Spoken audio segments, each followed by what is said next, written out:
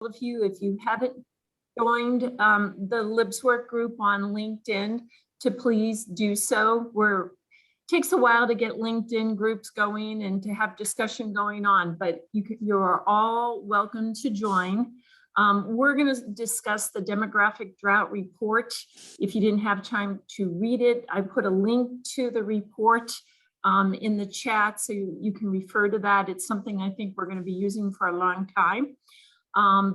Before we get started with that today, Andrea Lewandowski is going to talk about a survey that she and Tammy and other people are working on for COSLA. And then maybe we can just go around the horn, and anyone who would like to introduce themselves can go ahead and do that. So, or would you rather do introductions first, Andrea? It's up to you. I feel like we could get it out of the way, and then Okay. There might be more people logging in as we go. Great. So, hi everyone, my name is Andrea Lewandowski. I'm the library consultant for small business development and technology at the New Jersey State Library. And I'll let Tammy introduce herself.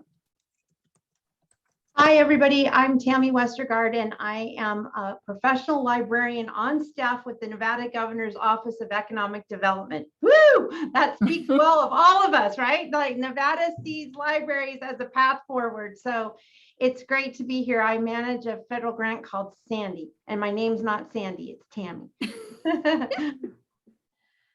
So way back when, pre-pandemic in 2018, when LibsWork was still just a little baby, we put together a memo based on the members who were primarily from state library administrative agencies about what their workforce activities were. So I'm going to show you real quick what it looks like. I have too many windows open. So it was pretty basic, a little bit of information about LibsWork and which of the state libraries that we were able to get in touch with had statewide electronic resources related to workforce development or workforce training and skill development, how many had mentions of workforce development in their LSTA plans and things like that. So we even had contact individuals, like contact information from different states. It wasn't coverage from all 50 states, but we did have some representation just for to keep record of what was happening, what was for comparison and things like that. So I can share this if anyone's interested, but the issue is 2018 was like so long ago now, and things have really changed. So we were looking at the idea of doing a new survey to state library administrative agencies to get new information basically in those categories. So I'm going to pull up. Tammy and I worked on a new, not quite survey, but form to go out, and we just wanted to see if anyone had any suggestions, any ideas. Again, this is kind of like a lot to review if you haven't looked at it already, but so we can send it out again, and I can put a link in chat. But if anyone has any feedback, any thoughts, and then Tammy, if you want to share how we were thinking about sending this out, and if you have any thoughts on our time frame, because I don't know that we have something solid, but if you have anything you want to share about that. Yeah, so we I was the deputy state librarian and state librarian in Nevada, and so to connect with COSLA through another state librarian is really an effective kind of route. It'll increase participation and feedback loops. So we have Sarah Jones, the state librarian of Washington State, has agreed to send this survey out once it's finalized. So this is March, And as Andrea said, we wanted to kind of run it past this group. And if you guys want to put your brain on the previous survey, kind of look at what this is. If you have any suggestions, love to hear them. And then once we do that, we did kind of have this target of trying to get it out ASAP and get it back, put COSLA members on a deadline so that we could synthesize all these results and have it all back to everybody by the end of April, if that sounds good. I think it's possible. It's not a lengthy survey, and getting it out to COSLA, you know, I don't know, in the next 2 weeks or even less, ideally, and then giving them, you know, a month. And Sarah will be good about following up and nudging people. I think we could make this deadline. And I don't know if we're trying to align with anything after that other than maybe ALA. I don't know if anybody's presenting at ALA, but anyway, that's kind of what we're thinking. Yeah, and for anyone from a public library who's thinking, but I want to share my stuff too, since this would just mostly be looking at what's happening at the state level, we did talk to Lara Clark at PLA, and there may be opportunities because they're doing research that there would be other surveys or an opportunity to get questions in that's more in alignment with what they're doing. So if you are from a public library and you're saying, I want to share what I'm doing locally, stay tuned. It sounds like there may be an opportunity for that in the future. And, you know, of course, this group is a great place for that information whenever anybody's ready to start collecting that. And if we have access to something, then we can share it out on LibsWork. Well, and Audrey just said she is presenting at ALA on community-led planning. And I think this would be really helpful to kind of share this information, because this is all about just aligning all the actors in the space to pull oars in the same direction. So yeah, that would be really helpful. Yeah, and it's also just really good to have the information. Just you know, I'm coming from a state library, so my perspective is a little bit skewed, but just even to know what other states are doing in terms of their statewide resources, like who is the contact. I hear about something and I just want to know who to get in touch with. It's just nice to have that updated to be able to refer to it. So yeah, so that's about it. Oh. And actually, does anybody know when the LSTA evaluations are back to your state libraries in this last evaluation cycle? Does anybody know that off the top of their head? Okay, because in Nevada, you know, workforce was a big part of the evaluation. So I can't wait for that evaluation to come back, and that'll be helpful to this group too, to see kind of what that perspective was as far as all these efforts. I'm sorry, Tammy, I'm late coming in. Can you repeat what your question was? My question was, does anybody know when the LSTA evaluations for this last 5-year cycle, when are they due? When is IMLS going to publish those? It seems like I can feel the program managers just churning over all this stuff right now. My understanding is that they're due to the IMLS on March 30th, and we just got the first draft of our evaluation. Okay, cool.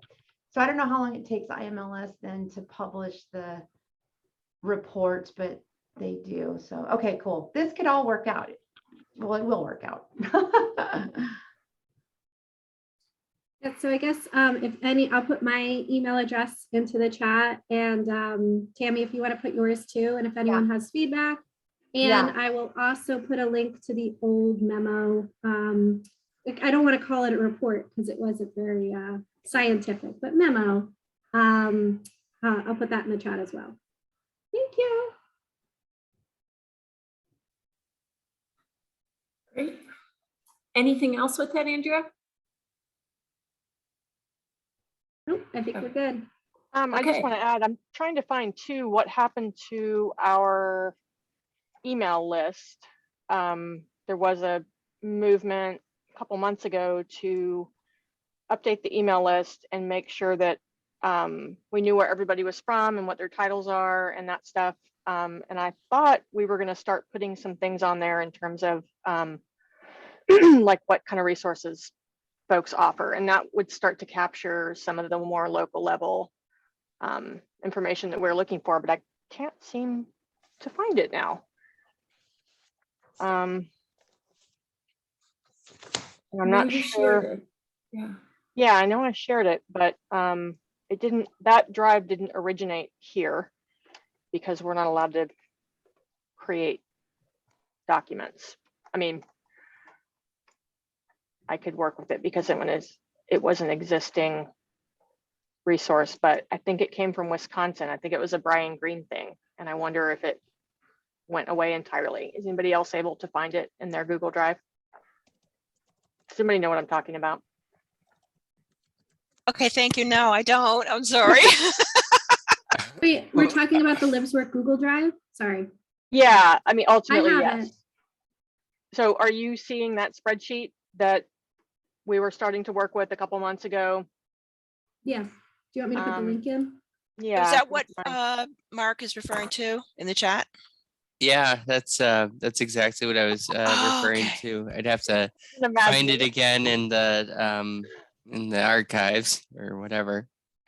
My Google Drive has sort of gotten a little Yeah, I feel full. really badly about this, but I really am not a Google Drive fan. I feel like I'm constantly losing things. This is one of them. And is that drive called LibsWork or LibsWork? LibsWork and LibsWork. workforce development. Yeah, I don't have anything showing in that drive.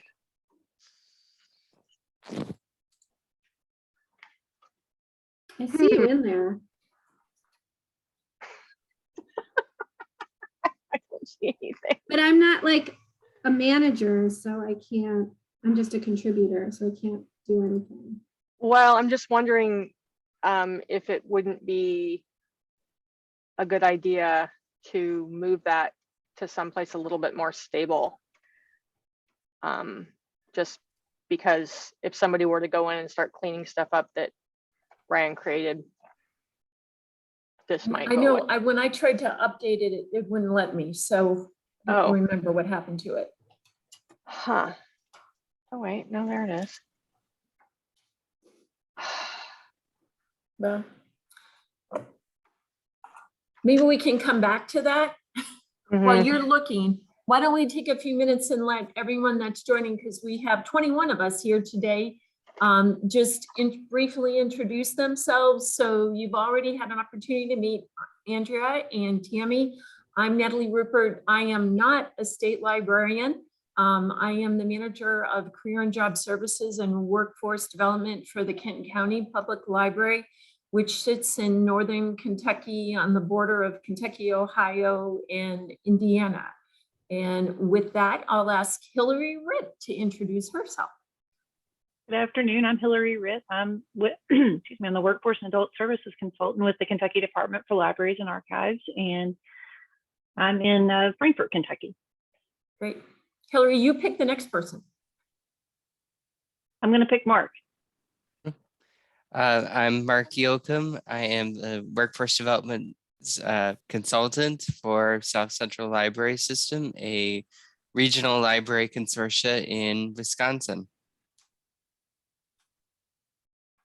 Oh, I'll hand it over to Nan. Hi, you guys. My husband's also working from home, so my bandwidth is always a little dicey, so I keep my camera off most of the time. I'm Nan Carmack. I'm the Director of Library Development and Networking at Library of Virginia. We have some workforce databases, but we're at the end of this 5-year plan. It is my goal to get workforce development and career readiness consultant written into the next one. I've been lurking in your group for about a year now, gathering information and having it inform our activities, but really hoping to get some steam. I'm, Hillary, very interested that you're doing adult services and workforce. That seems like an enormous task. And have been, I'll be interested maybe to catch up with you offline, or any of you who are doing both, because I feel like my adult services consultant already has a full plate. But anyway, thank you for letting me lurk and thank you for having me be here. And I will ask Christine. Hi, everybody. My name's Christine Dyer. I am the Career Services Librarian at Arapahoe County Libraries in Colorado, in Centennial, Colorado. And I'm just here to kind of get my feet wet and hear what everyone has to say. And for this point in time, probably be more of a silent partner till I have something really substantial to offer to the group. But I appreciate the opportunity to be here. And let's see, I will choose Brittany Wright.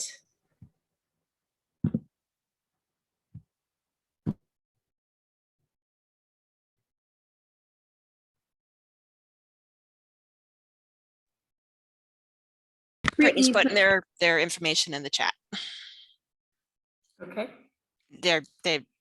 It's too noisy for them to turn on their mic. Okay, Lisa, you go. Me? Yes. Okay, hi, Lisa Shaw. I am the Small Rural Libraries and Workforce Development Specialist with the Maine State Library in the Subdepartment of Library Development, deployed remotely. So while our base of operations is out of Augusta, I'm actually in Bangor.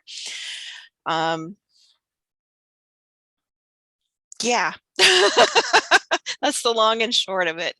And I will give it to, and please correct me if I'm pronouncing your name wrong, Detrice.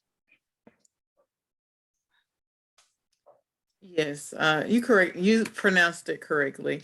My name is Detrice Fox. I am with the Charlotte Mecklenburg Library. I'm an adult services librarian, and my primary focus for programming is workforce development, career development. And I'll pass it to Geneve.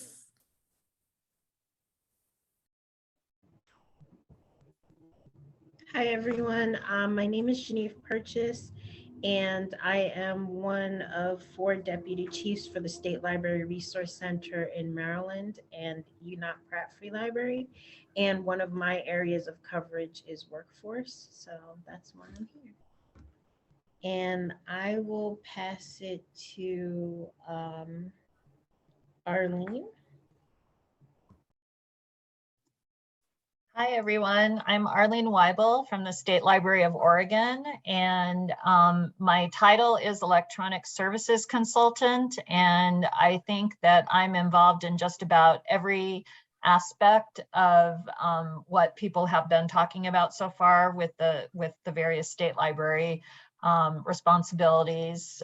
We're a pretty small staff here in Oregon, and so we kind of have to jump on everything, but I'm the primary person that's been trying to follow and develop our plans around workforce development activities. So I will pass it to, let's see, Audrey. Hi there, I'm Audrey Barbakoff. I'm in Washington State, just outside of Seattle. Most recently, I was with King County Library System as their community engagement and economic development manager. So that's kind of all of adult services for the system, but also with a subject specialization in all things economic, including a big emphasis on workforce development. However, I've recently transitioned into consulting with an organization called Collab Capacity. And I'm here because this continues to really be my passion, and I'm really excited to stay up on what's going on and to contribute any way that I can. And how about Elizabeth? Thanks, Andre. I'm Elizabeth Yokia. I'm the Workforce Development Librarian at the Washington State Library. I forget what we're saying. I've been here from the get-go. One of the first instigators with Andrea and Tammy and Lisa. I wanted to mention that we have a group of folks from libraries, both state and public, that have North Star implementations, and we have a users group that meets the second Thursday at 1 p.m. Pacific. If you're not already on that group and your library is implementing North Star, I'd love to invite you. So if you could put your info in the chat, I'll take care of that.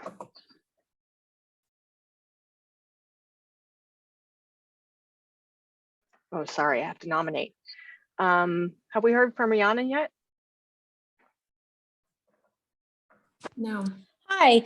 Oh, wait. I'm not sure if you're talking to me. I just joined the call. But my name is Rhiannon Johnson. I'm with the Kansas City Public Library. I'm offering a service right now that's hybrid. And so I'm joining via phone. So I apologize. I have no video and some limited participation capacity. But I'm the career resources librarian there. And we have a 10 library system. And I've really enjoyed participating in the calls so far. Just learning a lot of resources and learning about how other library locations offer workforce development. Thanks for joining, Rhiannon. Okay. Not sure if we missed anyone. I do a lot of Zoom calls, and when we don't like to put people on the spot if they have their videos off. So if there's anyone that would like to introduce themselves that doesn't have their video on, please speak up.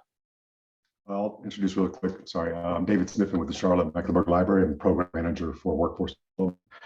Some coordinating workforce efforts that Detrice was speaking about earlier. As some of you know, the main library of Charlotte,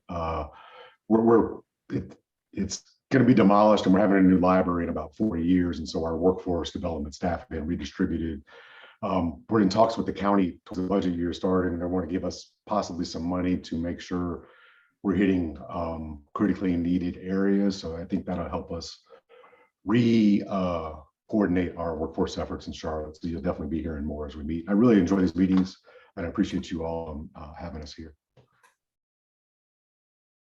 Great. Hi, I'm Rohini Gupta. I'm from the Howard County Library System in Maryland. I'm also the chair of our Workforce Business and Career Development Committee, where a number of us in the same state get together and we're kind of trying to develop and share resources. And I'm here today to just kind of learn and listen. Thanks for joining us. All right. Carlos, see you out there. Yes. My name is Carlos. I'm the Business Information Specialist of the Northeast Branch Library in the Cecil County Library System. Basically, I'm here to learn some more about what we have going on with the workforce side of things. We really have a lot of people searching for jobs, companies looking to hire, and then we also speak with those who want to start a business. So all the information we receive here will be pretty beneficial. I missed where you said you were from. In the Cecil County Library System in Maryland. In Maryland, okay. All right. Anybody else that we missed? I can introduce myself. Sorry, the computer I'm on today doesn't have a working webcam, so I can't turn it on right now. We understand. So I'm from the Pikes Peak Library District in Colorado Springs, Colorado. My job title is Senior Librarian for Creative Services, but I work closely with our Adult Education Department to offer workforce readiness trainings. So our instructional designer recommended that I join this group, and I'm just here to listen and learn as much as I can. Great. Lauren, thanks for being here. We're glad to have you. I think you're one of the libraries that has a great partnership with your American Job Center and your Workforce Investment Board, if I remember correctly. Definitely. Good. Great. Are you going to PLA? I am, yes. Awesome. I'll have to meet you. So we're interested in learning more about you. Anybody else that we missed? Okay, so hopefully we can get going here, but it's a great opportunity to meet everyone, and please feel free to put your name and contact information in the chat, and you can reach out to others after the fact. So it's really fun to get to know everybody around the country and see what everybody is doing in terms of workforce development and career and job readiness. So anyways, we're going to go ahead and we'll get started on discussing the Demographic Drought report, which is actually an ebook. If you haven't read it, I put the link in the chat to it. When Burning Glass came out with this summer and started reading it, I found it to be terrifying, if you will, like right up there with climate change and things like that. And that's something that we really need to be talking about because it's staring us in the face. So I thought we would take an opportunity to ask, first of all, if we could all mention something that we didn't know before we read the report, something new that you learned from it. So anyone want to start?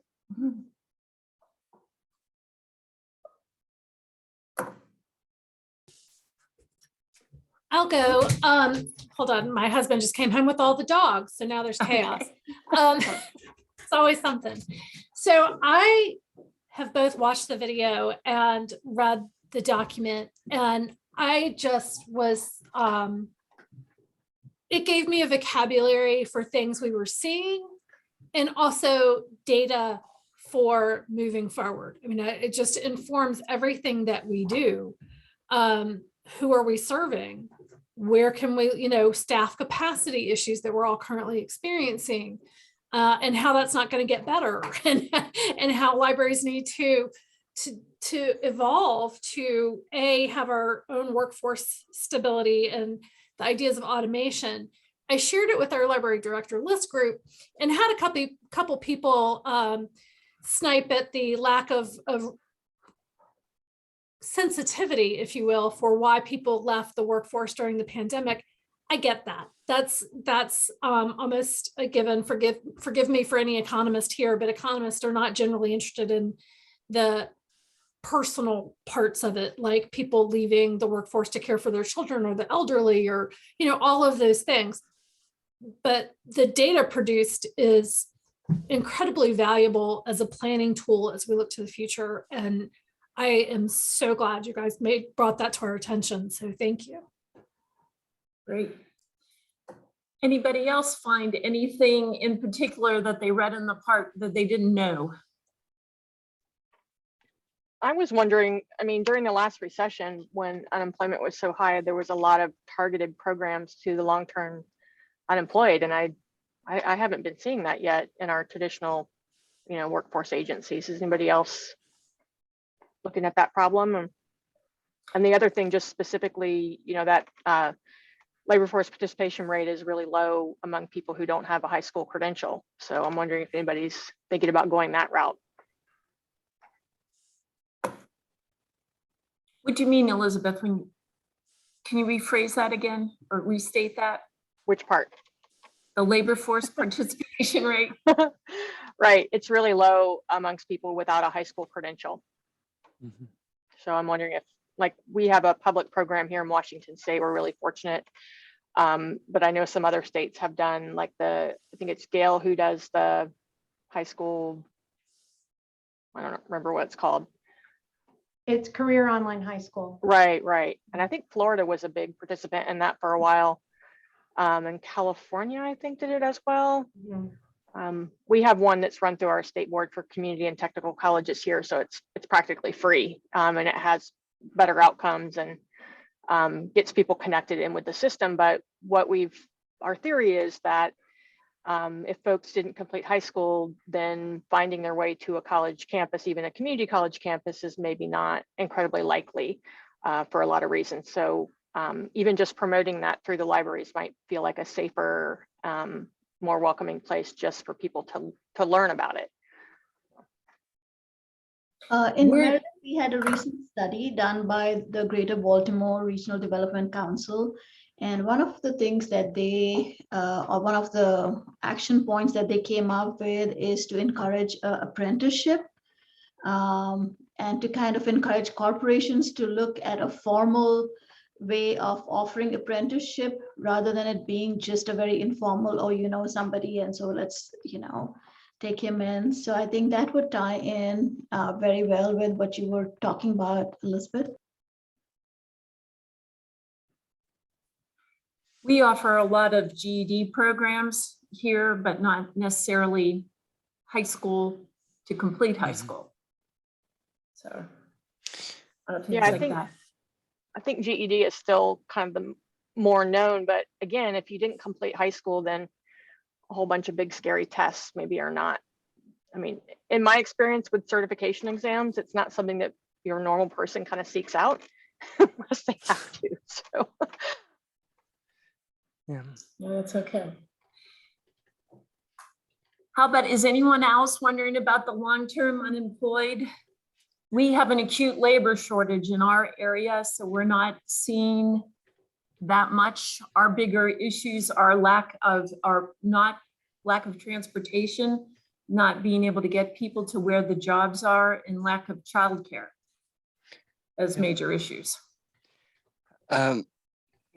Sort of linked to the that first question about what kind of was surprising. I didn't realize just what just the power of a percentage point, because I remember reading there, we are at what was it, 62% as a nation labor force participation, when we were at 63%, and that translates to 11 million positions unfilled. And to the second point about long-term unemployed and really engaging all of the potential workforce, it's really just interesting the huge flip in focus where I was actually getting out of college during the Great Recession, where you had like 50 applicants for every job, and then suddenly we're in this really weird place where now basically we need to engage everyone. And the inclusive person in me is like, why weren't we doing this all along? But then the other part of me was like, well, geez, that is a 180 if there ever was one, and it's just a percentage, or just, it just seems like such a minuscule amount of a flip. Anybody else? Well, I was just going to chime in. I think here in Oregon, we're really trying to understand how I think that report really made it clear to me that what the libraries can really do in our state is really focus on that long-term unemployed, and that what that means is more than just writing a resume. It's about basic digital skills. And I think that we're seeing that even in our workforce programs. There's a lot better recognition of how there are a lot of real specific fundamental digital skills that are lacking. And part of that is because they haven't completed a high school degree, or whatever path people are on, they don't have those skills that are really needed to be in today's workforce. And so the degree to which we can partner with the workforce agencies to be able to do what libraries do, which is to help people onto the track to gain digital skills, is something that is a really good area for us to partner around. So that's what I've been thinking a lot recently. And those of us that have been exploring North Star digital literacy as a potential tool to help with digital skills is, I think, something where we can maybe help bring awareness of that tool as a potential resource, or other kinds of tools that we are maybe more familiar with than our workforce. Those that are working in that other field that are looking, they're used to working with people on job searching. They're not used to working with people with basic digital skills needs. So. Very good. Is anyone else working on any types of return to work series to get people who have been sitting on the sidelines back into the workforce, to make it easy for them to do that? Definitely. That's what the whole focus of this grant that I'm running, so that it's SANDI, so it's supporting advancing Nevada's dislocated individuals. So it initially started out as those who were dislocated because of the pandemic, but now it's dislocation for, you know, a bunch of different reasons. So we are wholly focused on that. And one of the things that I appreciated about this report is this idea about alignment, you know, that everybody needs to be in alignment, colleges, universities, workforce boards, you know, employers, everyone is focused on different parts of the problem, but like bringing alignment to the solution, we can, you know, focus for impact. And that is exactly what is going on right now. I think on our call last month, I told everybody that March 1st was the go date for Sandy School. So Sandy School did start on March 1st. It's officially open for business. I'll put the link in the chat, and any of you are welcome to go to the LibGuide to look at the courses. You could join the conversation. You can just watch it from the sidelines, however you want to do it. I think all of us will find it interesting to see, you know, how this is going, because it is aligning those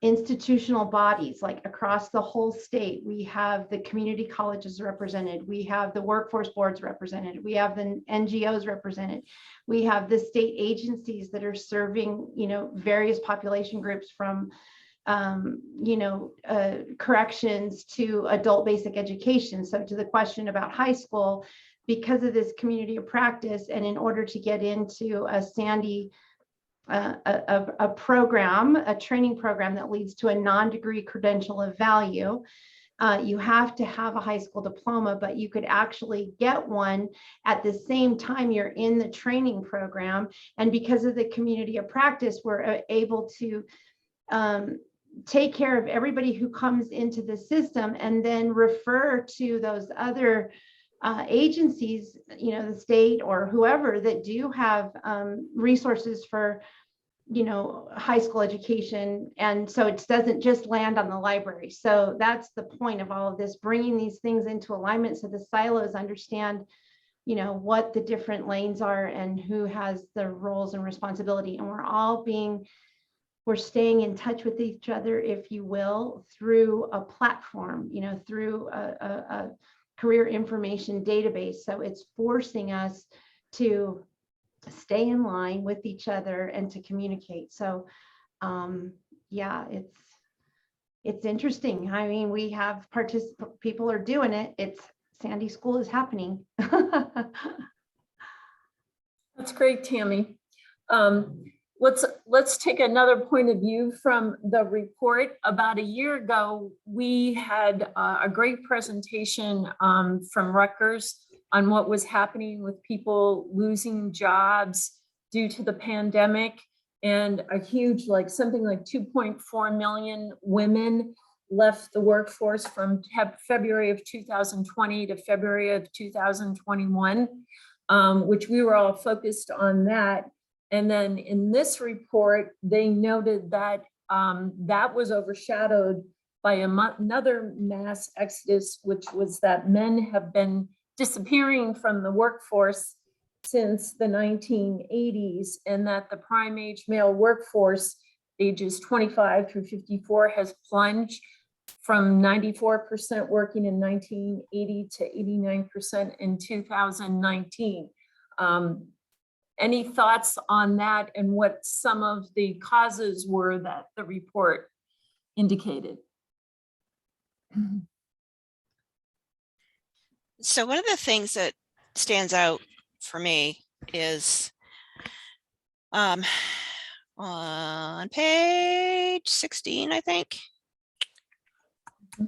of the report, self-employment rose to a 10-year high last year. New business applications from firms likely to hire employees surged as well. This may be a bit painful for legacy employers who are holding out hope their workforce will return in full.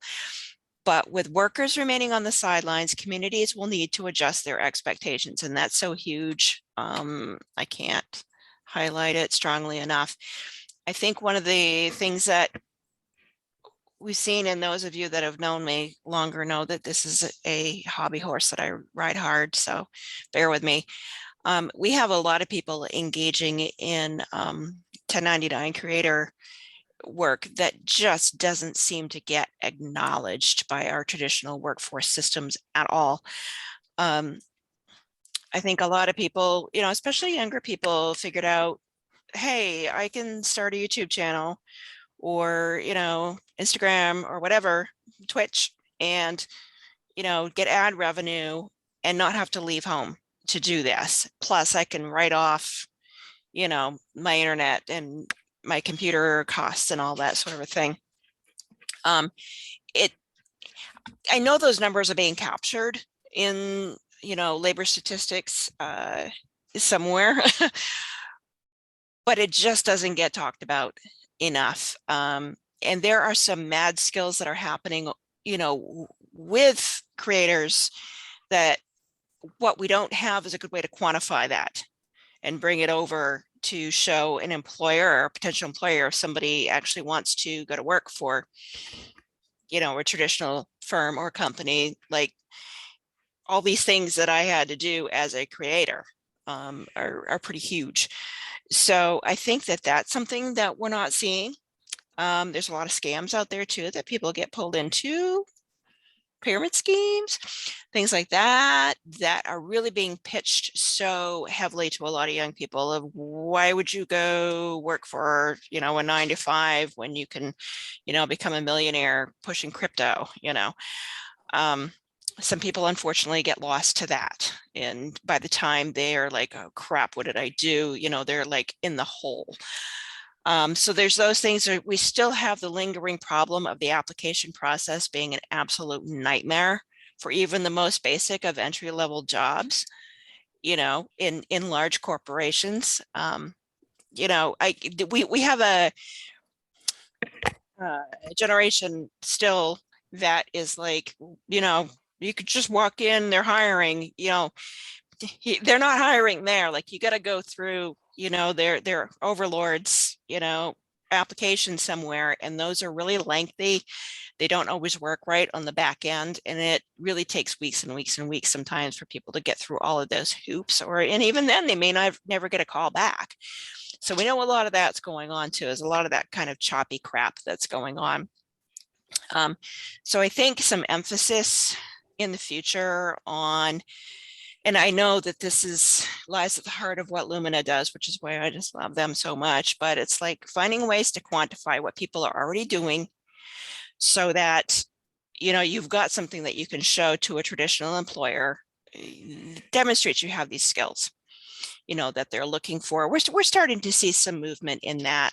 We have a statewide steering committee starting in Maine for credentialing across sectors. And we've been able to get a couple employers on board, thank God, somebody from Tilson and somebody from Northern Light Health, you know, that has some real life examples of what's working to fill those positions.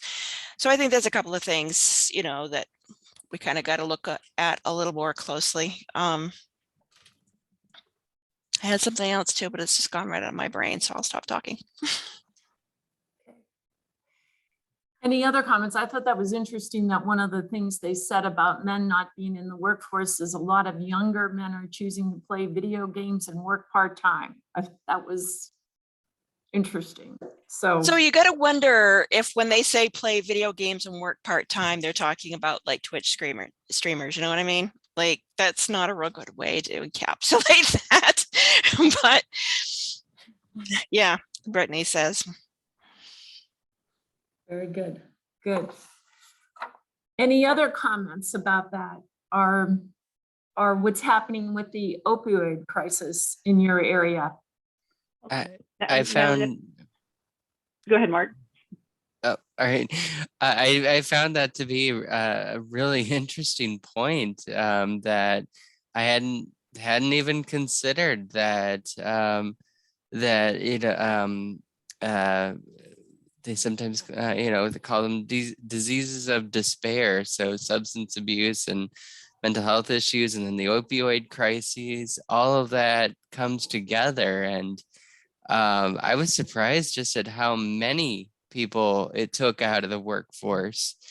And you know, it surprised me. So yeah. I was just going to agree with what Mark said. And then I also wondered, I don't think they've talked about this, but I wonder about those who are justice involved who are not, and that may be really naive of me to think that, but I mean, that's a part of the population that's not able to, I don't know. I mean, I feel a little bit, again, I don't know. I think that's part of the population that could be potentially employed, and there's barriers that I think exist for them to get employed. And I know that our workforce partners in Kentucky are really working hard to eliminate those barriers and to make it educate those who have been justice involved to help them get reemployed. But the opioid and just in any kind of addiction issues came to my mind as well. Right. And as long as Hillary brought that up, we'll remind everybody that in May, we're going to have a presentation from the McCracken Public Library about the reentry kits that they have developed for people that were incarcerated and recently got out of prison. So good to know. Does everybody keep a list of like felony-friendly employers on their websites are available to hand out to patrons that are looking for jobs? Just curious. Anybody else does that? Right now, for April, we're doing things for Second Chance Month. And so a resource list is included in that. And we're also working, my library system and a couple of other library systems are working with our joint shared workforce region to have a webinar for library staff about how to help people with that barrier to employment and what programs and services are out there for folks. Good. Anyone else on that topic? Brittany says it's not just video games. Some people stream themselves playing tabletop games. I follow a lot of ASM artists. If somebody wants to sit there and whisper into a mic, I'm there for it. Okay. I was wondering too, since there's so much talk about all the generations again that are working in the workplace and how people they're thinking about how they're viewed. And I heard the term radio babies recently. Anyone else heard that? That is the generation pre-baby boomers. And because our labor shortage is so severe, how do you get the radio babies who can actually do it to maybe consider coming back to work, whether it's being a Walmart greeter or something like that? So I just thought it was very interesting. And one of the things I thought that was very scary for future generations, the younger people in the group today, that they said trends will leave almost 2/3 of the US population dependent for financial support on the remaining 1/3 by 2100. I thought that was a pretty depressing statistics and rather scary. So any thoughts on that from the younger group? I don't think I'm in the younger group, but but I also feel like that statistic is driven some by salary challenges. You know, the salaries haven't risen for the younger generation to be able to survive on their own without help from their parents and grandparents. I think they were in this one, they were in the report, they're talking specifically about the drop in the birth rate, that there's not enough people being born to even. Oh, right. Yes. That was amazing from an environmentalist point of view and pretty scary from a workforce point of view. Right. So it's very almost different. like, you know, if we had, you know, good leave policies for people to have kids and stuff, like that would somehow help our workforce. But there's such short-sighted policy thinking around that. It's like, no, you know, we need to have, like, if you can't make more workforce, sooner or later the supply is going to run out. And Right. there has been a lot of, yes, Brittany, late stage capitalism, BS. And the other thing I was thinking of earlier too, it finally came creeping back in. One of the changes, it'll be interesting to see over the next few years how this affects people going, younger people going into the workplace. But you had two choices if you were a young'un. You go to college, or you're probably still at home, or with your parents or something. So this age group, if they did not go to college, the 18 to 24 were getting the crap taxed out of them because they were not eligible for earned income credit at all, just because of the age, even if you ticked all the other boxes for eligibility. Your income level was low, you're out on your own, all these sorts of things. And we finally got some movement in that over the last couple of years to get rid of that age barrier on that. One of the Congress people from Maine that I talked to was like, yeah, we're still stuck in this old thinking that, oh, you graduate high school and you go to college.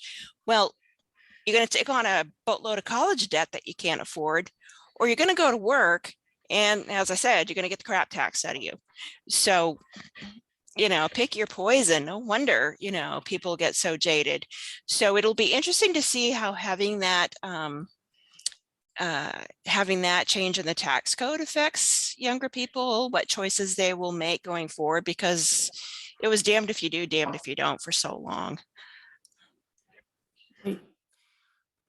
Well, I'm hoping over time that instead of that mindset, like my generation, like everybody was encouraged, oh, your kids have to go to college, kids have to go to college, that's slowly going to change to the fact that kids graduate from high school, they need additional education, secondary education, but it's not just college. It can be trade school, it can be types of certification, and that those are all acceptable forms of advanced education.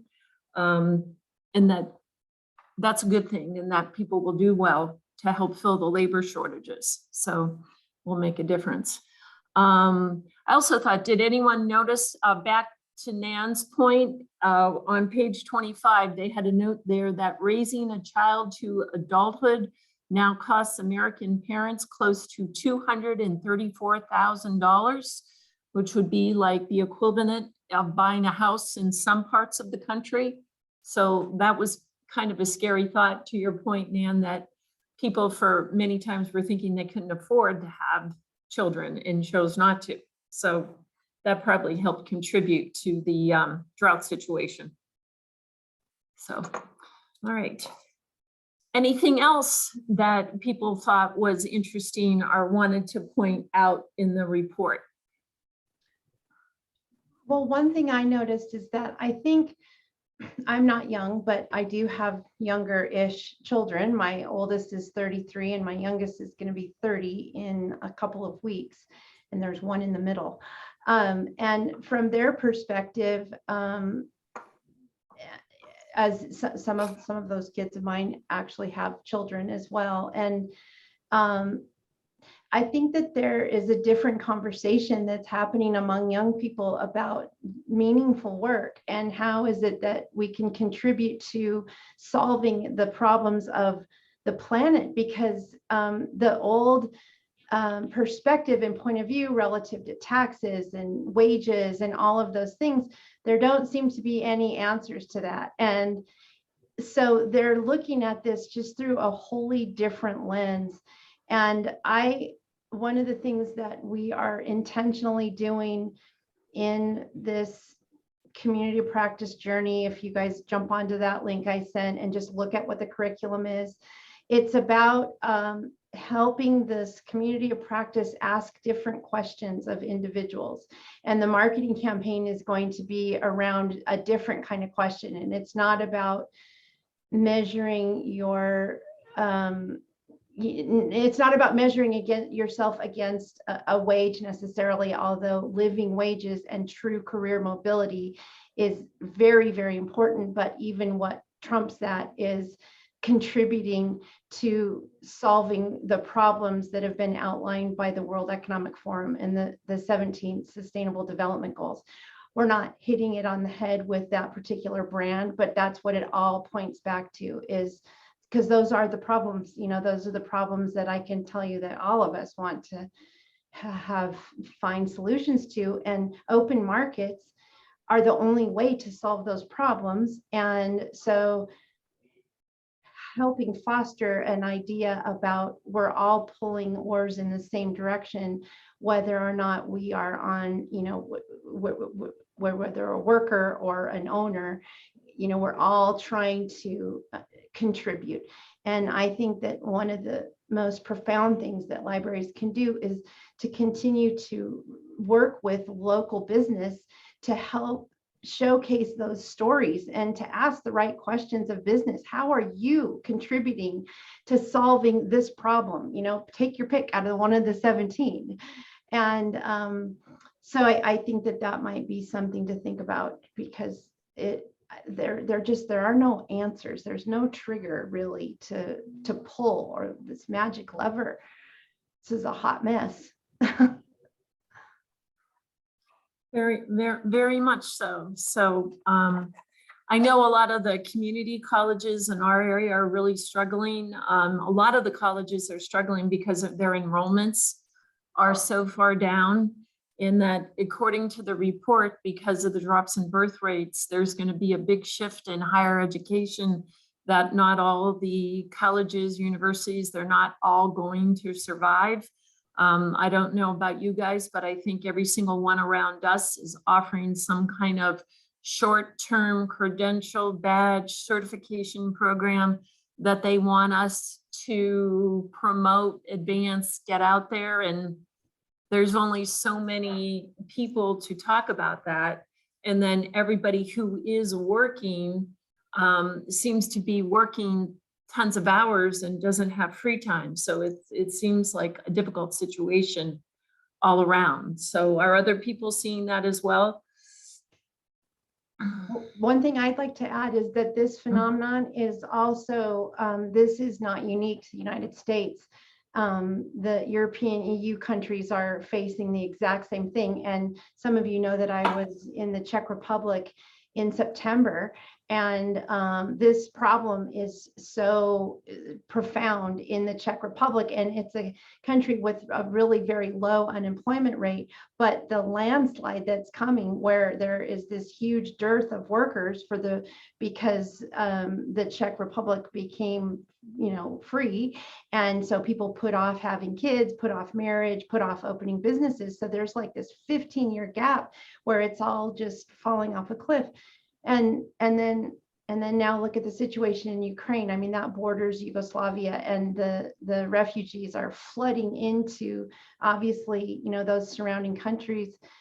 So I can imagine a scenario where, you know, the Ukrainians will be taking their place in these jobs and actually helping the situation. Yes. So we're just so all in this together. It is. It's very interesting to see. As an aside, just curious though, does anyone else, we are assimilating Afghan refugees into our community in multiple different ways. And I was recently at home in Pennsylvania and heard about one of my cousins that works in a high school and he's an ESL teacher. And what he's doing to try and help those kids. Is anybody else there assimilating any refugees from Afghanistan at all?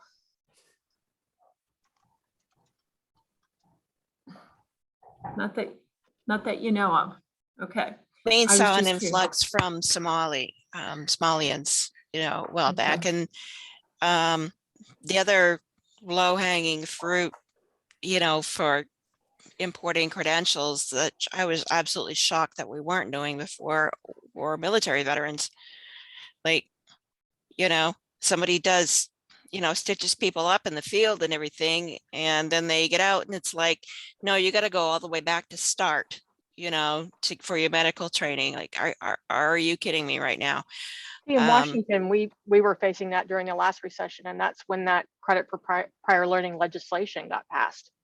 And that's what enables us to do that high school plus program, right? So they look at, for the high school stuff, they look at, the cohort that you would have graduated in. So that's the one that you're held to in terms of the graduation standards, because of course they're changing every year. And then they look at the credit that you had while as long as you stayed in high school, and then look at your experience after to see if any of that can be transcribed or, proven through. And it's a much shorter term path to a high school credential for most folks in GED. And it came about because of, we have 2 huge military bases in Washington that merged. And I don't know, that whole thing of, there's a lot of stats about folks who are able to get credit for prior learning, have much higher completion rates. And it's to honor people who've served and been doing that work. What better experience than to have those folks in our labor force? They bring such a unique set of skills. Definitely. Are you familiar with Pure Post, Elizabeth? Have you heard of them yet? Okay. It's a new company. I think it's based in California, but they're working with a combination of ONET and veteran sites and Indeed to kind of to help veterans produce their resumes in an easy format and then tie them in with all kinds of occupations that would work well for them based on what they did when they were in the military. But we're going to get a free subscription to the software. So I'll share that with you. We're having a meeting later this week about that. So what's it called? Pure Post. Pure, P as in like P-U-R-E Post, okay. P-O-S-T. Oh, So cool. As I learn more, I'll be happy to share that as well. So that was good. All right. What about, did anyone have any thoughts on some of they asked at the end if there was actually an oasis in the drought information.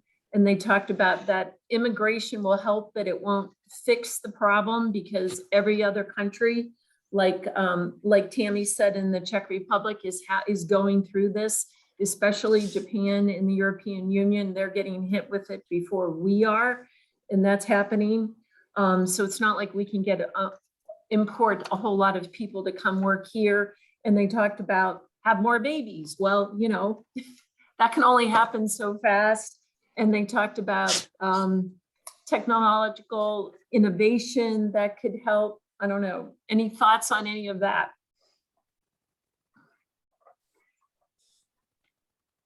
I think our immigration policy in this country, I don't think that that's the way the tide is going to turn. I mean, where my brain was going with that stuff was like, how do we get these people who are not participating in the labor force to be participating in the labor force? Yeah. And the whole streamer thing, like that's a job, right? It doesn't mean that they're earning an income. So even though it's not a traditional, thing, it still counts.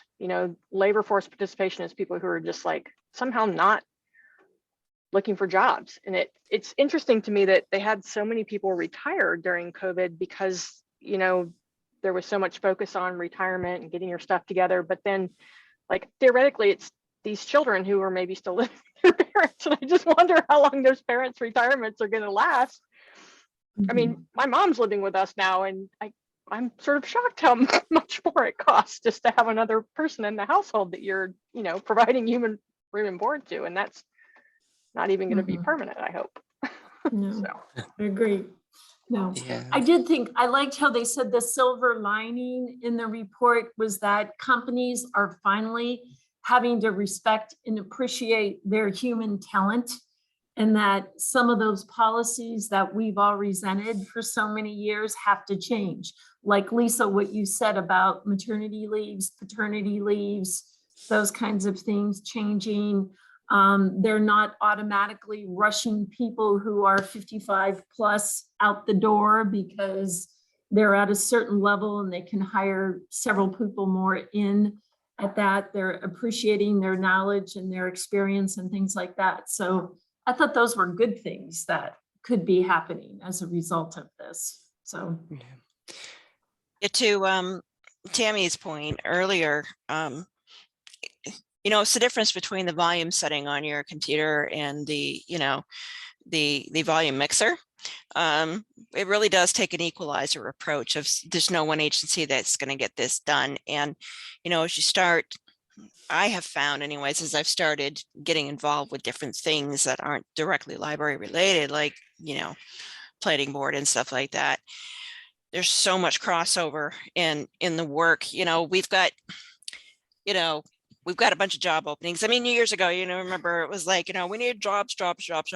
When we got jobs, we don't have workers, and workers need housing.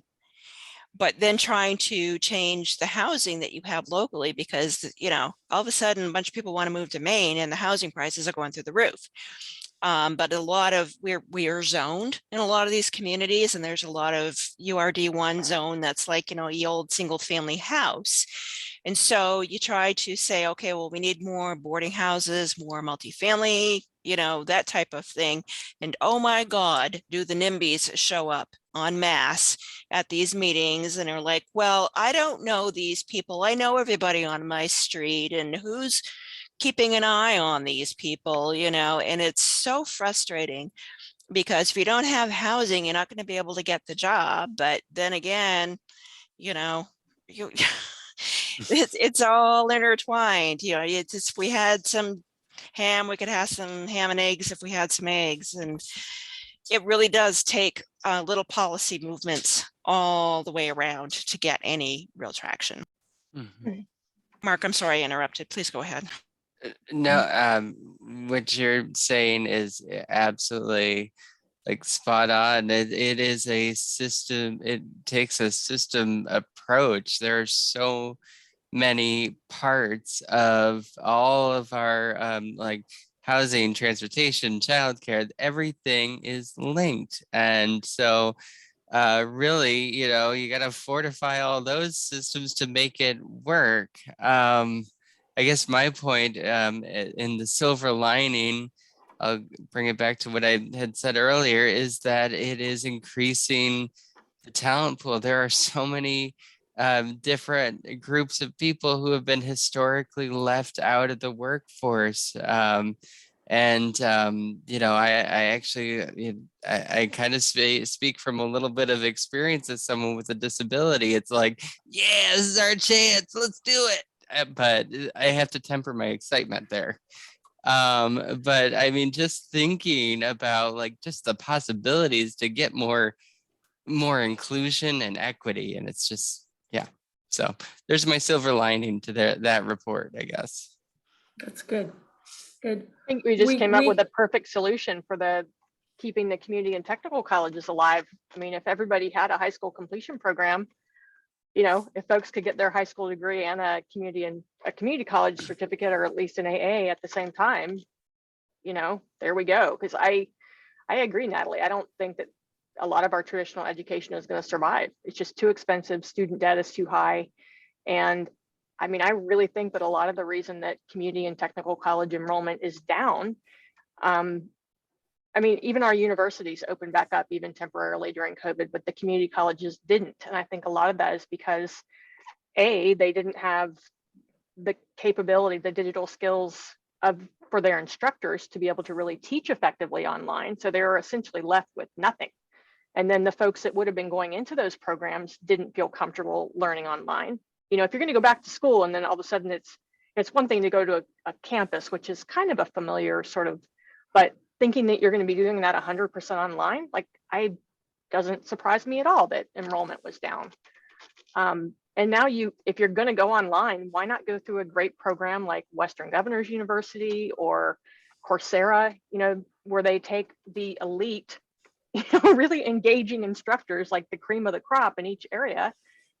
And it's so much more affordable. You can pay as you go, so you can budget your time, and, not just with the online option, but also just to say, okay, I'm going to, have more time during this period. I'll pay for a semester then. And I don't know. And it's just, it takes too long for those public systems to react to new jobs. That's why these short-term credentials are so important, especially in IT, because that's who can respond, right? Like we're starting to see, I mean, Microsoft was introducing their cloud technologies certification series right as COVID was hitting. And I remember talking to those folks like in December before COVID and saying, I'm not going to buy into these resources because I've seen how long these other programs take to start up. And they ended up just bundling it with our existing Microsoft licenses. And it's our most popular certification now. And connecting with organizations like Western Governors University, they use that as an entry prerequisite. You have to have a current IC certification because it shows that you kind of know what you're getting yourself into. And the fact that they can get it free here as a Washington resident really helps level the playing field. And, you know, the theory is that that will increase diversity in IT, which is, you know, and then also address the problem of lack of IT apprenticeships. Although I'm fascinated, Natalie, I feel like you're like our boots on the ground with Amazon, which feels odd considering they're right here, but I know, you know, with that, you know, career support that they're offering, and everybody now is asking me for AWS certification stuff, you know, and I know I went to a conference a couple of years ago and they talked about like basically Amazon will come and start one of those programs at your college because they're trying to grow their talent pool. So I heard something else about Amazon this morning at our Workforce Investment Board meeting. This is interesting, and I'm sure it might come up in your communities as well, is they're a huge source of jobs in our area, but we have a shortage of low-income housing. We just do not have enough of it for workers. And Amazon has offered to build housing, kind of like Google is in Palo Alto for their workers. However, the county where Amazon is located in their fiscal court won't allow building of public housing. It's like they want to keep people out. And so it's becoming an issue here. But I thought it was interesting to find out that they would consider doing that. I'm back to company towns. Pardon me? Company towns. And company towns. Like, I tell you what, when I first started doing workforce development in a library setting, it was during the recession. It was actually a BTOP grant. That will age me. Some of you remember the BTOP program. And, you know, we get a decent turnout at our programs, but we had a recruiter from Boeing come in and talk about how to get a job at Boeing. And I tell you what, it was the only program, like you could have taken all the other programs we did in a 6-month period and not total the number of people that were in that room. And what was fascinating to me was it was a lot of like grandmothers. My grandkid isn't working. How do I get them into a job at Boeing? Because they did have that, you know, that sort of model of you train as you go and grow your employees and keep your same people. And I think that that's just fascinating because, I mean, what's the statistic now about, you know, the average adult will have X number of careers and X number of jobs in their lifetime. And it's like, it'd be so funny if it goes back to that, like employee loyalty. Yeah. And what was that thing that, like, I can't remember I think this was a daily podcast, but it was talking about how Amazon intentionally didn't devote any money to trying to keep employees. Their process was like, get them in, pay them well, burn them out, and they go. And now they're looking at basically not even returning a profit this quarter and really trying to change those policies and retain employees. Let's hope so. There was an article in the Wall Street Journal about a month ago about how it really should be split into 2 different companies. Because Amazon Web Services is so ridiculously profitable, and the retail side had a $1.8 billion loss. And it's like, I was wondering how they can ship like packages the exact same day you order toothpaste online and make money on doing that. So it was kind of the fallout there. And there was also an article the other day that they're closing all their bookstores. So I don't know if that's true or how that's going. So we'll see. They had bookstores. Pardon me? They had bookstores? Yep, there's one in Palo Alto. They were just going to open one up here in Cincinnati. So I was anxiously awaiting it. but it's just a matter of seeing how it goes. So I did want to mention one of the things that I think is key now is to really get to know the workforce needs in your own area. Like in our area, we've everyone in our community involved in workforce read this report in depth, and we formed a demographic drought committee to kind of study it. And we're doing focus groups in our community on the people that have left the workforce, trying to figure out, okay, why, how can we help? What would get you to come back to work, so that we, whether it's the library, whether it's another nonprofit, whether it's our community college, what can we do differently to adjust our resources? So just kind of targeting the effort.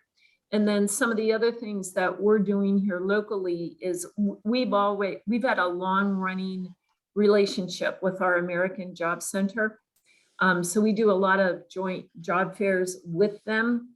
But we have, I think, something like 700 Hispanic communities that are Hispanic families in our local county that are non-English speaking at all. So we're like, how can we help? What can we do? And so to kind of get around the public job fair, if you will, where it would be open to everyone, we're doing Hispanic hiring events in conjunction with the Esperanza Center here, but it's our local community organization that really helps Hispanics. And what we're doing, instead of doing like a big job fair, we just invited 3 employers to come and be on site. And the Esperanza Center is supplying translators and encouraging people to attend, so that when the people come, they have one person has an interpreter working through the process of going through all 3 employers. And we're doing it from like an 11 to 1 o'clock on consecutive Fridays. So to see how that goes, just trying to meet people where they are. Since we've tried other things, we've tried to do job search skills classes in Spanish. We couldn't get anyone to come to those. So this is our kind of our second try in that area. Anybody else doing anything kind of unique or outside the box to reach a specific audience right now? No? Okay. Well, y'all know All right. about Bendable, so I won't bring that up again, but there we are. Well, that's so good. We should mention too, Elizabeth, that in April, Lara Clark is going to be doing a webinar along with some other really great individuals it's on the digital literacy. Correct me if I'm wrong, Elizabeth. I didn't have enough time to read everything, but on changes in the law that are going to affect libraries or something. So we're going to have people attend that event rather than doing a separate LibsWork meeting. So that'll be coming up on April, let me double check here. It's the 12th. April 12th. Yeah, it's on I always forget what this one is called. The federal sorry, I'm trying to.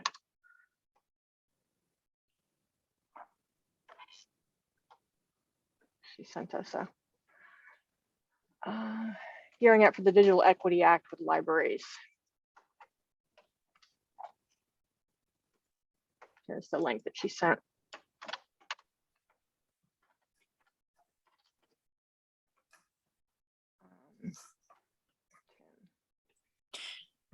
I'm curious. It's an hour earlier than the scheduled meeting. Okay, it's an hour earlier. Okay, good. Yeah, I'm not sure if this is like the official kind of final one. I mean, theoretically, some folks could go to this and we could talk about it after. Yeah, we could. In 2.5 hours. Okay. Well, good. I'd be game for that, but. Was anyone else able to do any of the virtual Hill visits after the National Skills Coalition Summit?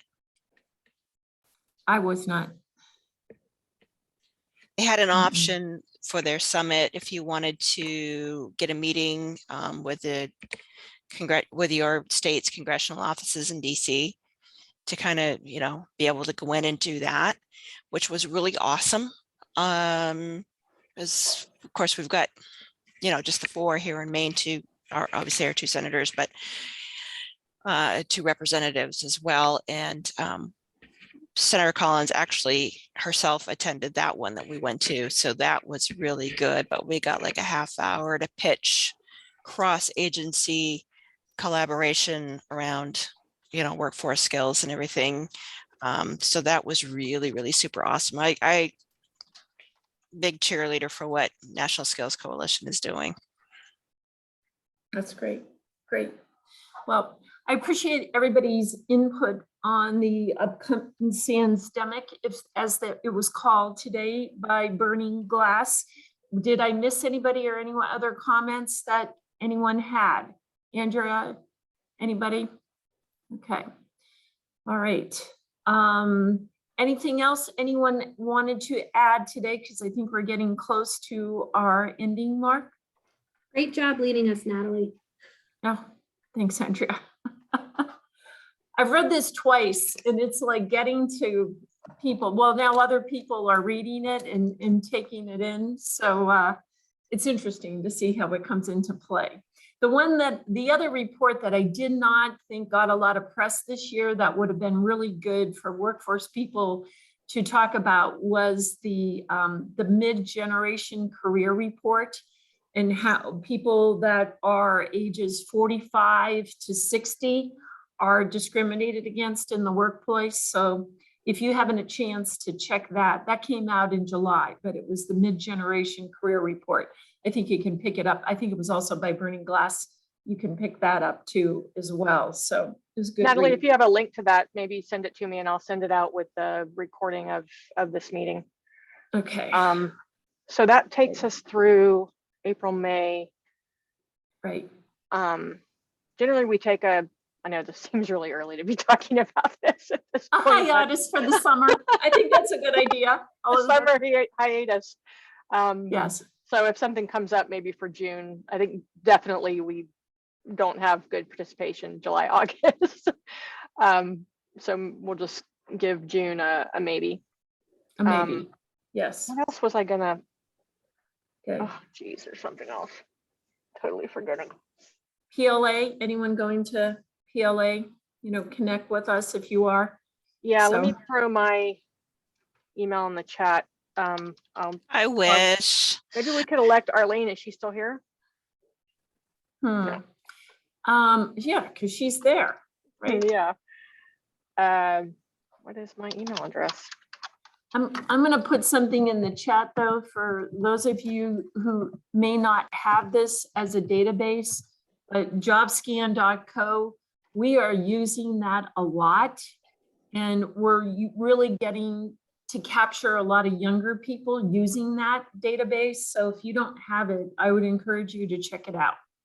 So it's the database where someone can take a resume and a job description for a job, scan them together, and it will give you back the percentage match you are for the position. But at the same time, it will tell you ways that you can improve your resume by just changing wording and never lying on a resume, but just using synonyms to change your wording so that you use the keywords. It also tells you what measurable results are available.